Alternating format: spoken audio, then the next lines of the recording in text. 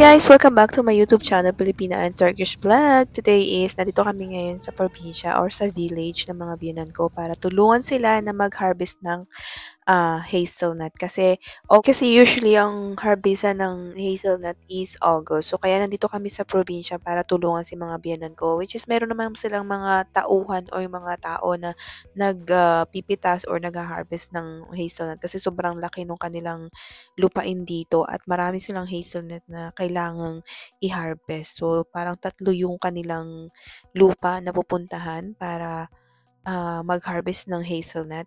Kaya naman tumulong na ako sa first day para to experience lang ba kung ano yung experience. Pero dahil super init-init talaga ng pag-harvest. Lalo na ngayon guys, sobrang init dito sa Turkey. This August hanggang next month, mainit pa rin. So talagang mahirap pala. Akala ko easy lang. Easy lang actually yung pagpitas, yung pagkukuha ng mga hazelnut. Pero yun nga, hindi siya madali dahil mainit. And kailangan i-check mo yung isang puno. Kasi yung punong maliit ay punong-puno yan ng bunga. So kailangan pipitasin mo siya lahat and iisa-isahin mo yung mga sanga niyan kung nakuha mo na ba talaga siya or malinis na ba o wala na talaga natitirang mga Then, after na hazelnut. mailagay nyo na sa sako yung hazelnut, may makukuha na dyan, katulad yung truck na yan or yung patpat, ilalagay dyan lahat yung sako. And fast forward na nga tayo guys, pangalawang araw na ito. And si Leila tuwang-tuwa dito sa pusa na alaga ng mga biyanan ko. May pusa ka sila dito pero hindi ito actually sa kanila, iniiwan nila ito sa kapitbahay kapag umaalis sila. Kasi nga, minsan lang naman silang nandito sa malaking bahay dahil ngayon nga lang magha-harvest ng hazelnut pero usually nandun sila sa kabilang bahay. Dito sa probinsya na to is, dito sa village na ito is minsan lang sila umuwi dahil lalo na kapag winter, sobrang lamig dito and wala ditong heater. Meron lang sila dito yung sinaunang heater. So, hindi nila used to na tumira dito o magstay dito ng matagal.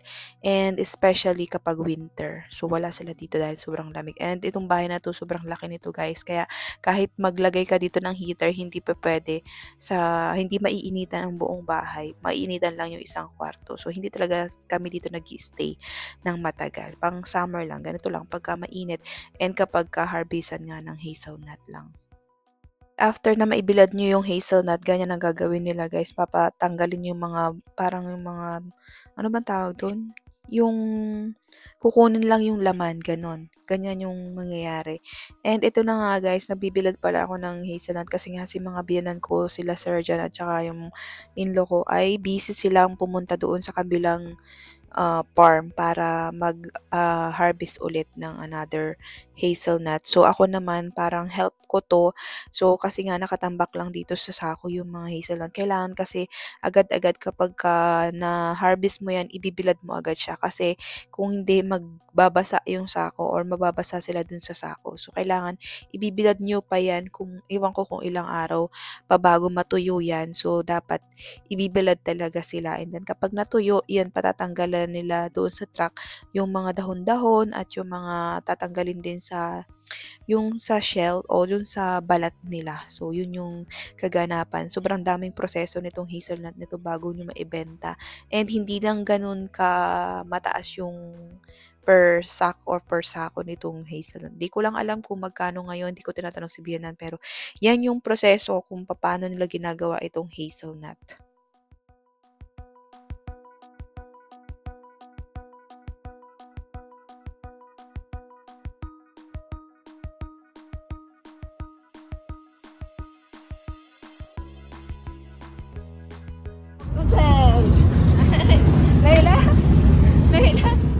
Then, after hapon na guys, sumama kami dito sa pinsan ni Mister kasi pupunta siya doon sa malaking farm kasi nga siya yung naghahakot ng mga fendik or yung mga hazelnut dito sa bahay na mga sako-sako.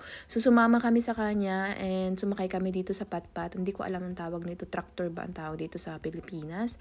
Pero hindi ko kasi ito na-experience sa Pilipinas dahil wala naman kaming farm sa Pilipinas. Meron mga ganito din doon, nakikita ko dun sa mga kapitbahay namin na may mga ari na may mga bigasan. labasan or may mga palayan, ganyan. So, dyan nila sinasakay yung kanilang mga palay after na pag-anin nila. So, parang ganito lang din dito sa Turkey. Ayan yung sakayan nila ng kanilang mga nuts. Kasi dito sa Turkey, guys, famous sila sa mga nuts, sa olive oil, yan, at cheese. Yan yung mga parang pangunahing mga produkto dito sa Turkey. Anyways, tuwan-tuwa nga yan si Layla and nag-i-enjoy siya and super nag-i-enjoy din ako dahil sobrang green na green yung kapaligiran and fresh yung hangin. Parang ang sarap-sarap lang.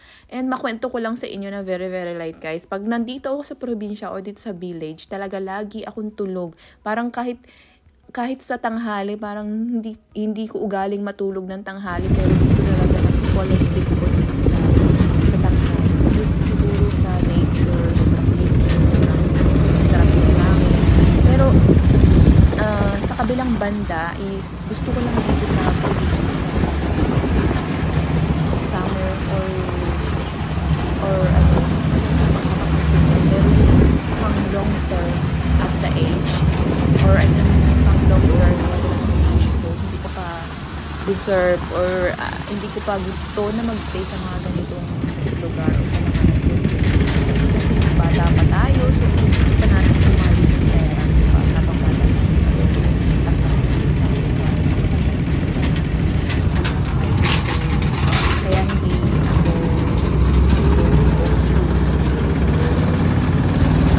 pang ano lang ito, pang single. So ayan, sige na natin and maganda rin sa dito sa village na binan ko, nakakares ako ng bongga. Kasi nga si Layla hindi lang puro sa akin, sumasama naman siya sa biyanan ko, sa mga biyanan ko. And nagbago na rin ngayon kasi si Layla, hindi na siya katulad dati na ako lang gustong samahan. Ngayon, nag-i-enjoy na siya sa mga people sa kapaligiran. So ito yung, naka-arrive na nga pala dito kami sa farm, and ito yung farm and ito yung mga puno ng mga hazelnut. And sobrang daming patrabaho dyan. Naawa din ako sa mga nagtatrabaho dahil mula umaga, parang alas 6 pa lang.